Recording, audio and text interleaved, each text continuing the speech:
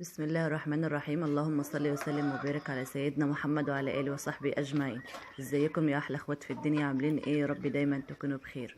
فيديو النهارده يا حبايبي هقول لكم فيه على معلومه بسيطه بس مهمه جدا، يعني لو انت بتربي طيور. طبعا بما ان احنا خلاص في فصل الشتاء، بتبدا بقى الفراخ عندك ان هي ايه، تقطع بيض او البيض بتاعها يبقى بسيط. تعالي بقى هقولك على الحل تعملي ايه. ده طبعا زي ما انتم شايفين رز الشعير يا جماعه. الرز الشعير ده مفيد جدا ومهم جدا للفراخ وللبط برضو اللي بيبيض. بيخليهم ما شاء الله ما يقطعوش بيض، وبيبيضوا على طول يعني. بيخلي عنقود البيض عندهم يتكون باستمرار. فرز الشعير ده يعتبر احسن من العلف للفراخ اللي بتبيض والبط اللي بيبيض. ان شاء الله هتحطوه لهم على مرتين في الاسبوع، وهتشوفي نتائج مرضية ان شاء الله بإذن الله. ولازم طبعا تهتم بيهم، تحط لهم علف مع الشيشة مع ردة، يعني توكليهم كويس برضو، وان شاء الله مع الشعير ده هتلاقي نتائج ترضيكي. بتحط لهم يا جماعة مرتين في الاسبوع، وهو مش غالي، متوفر عند بتوع الاعلاف.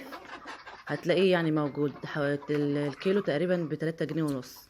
هاتيلك 10 كيلو وارميهم في بيتك، حط منهم مرتين للفراخ عندك، والبط برضو اللي بيبيض ما شاء الله هتلاقي حاجة ترضيكي يعني بإذن الله. وربنا يوسع علينا وعليكم جميعا يا رب إن شاء الله.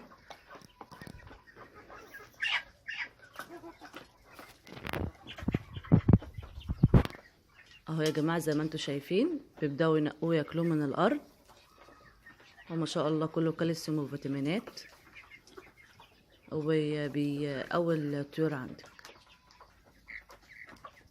بالنسبة للناس اللي مش عارفاه، ده الرز يا جماعة العادي اللي احنا بناكله، بس بيبقى عليه كده ايه، طبقة كده من بره الأول قبل ما بتاخديه المكنة ايه تبيضيه.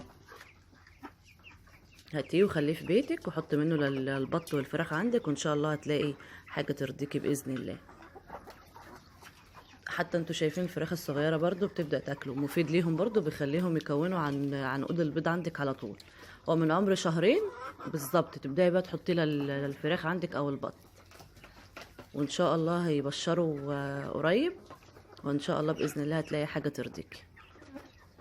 يلا بقى يا حبايبي، يا رب الفيديو يعجبكم. طبعا ما تبخلوش عليا باللايك يا جماعه عشان الفيديو يترفع معايا.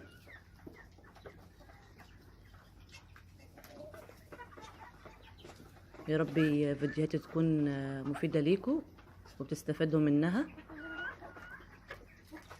حطوا لي بقى لايك عشان نشجع بعض يا جماعه ونستمر مع بعض. بحبكم في الله، والسلام عليكم ورحمه الله وبركاته.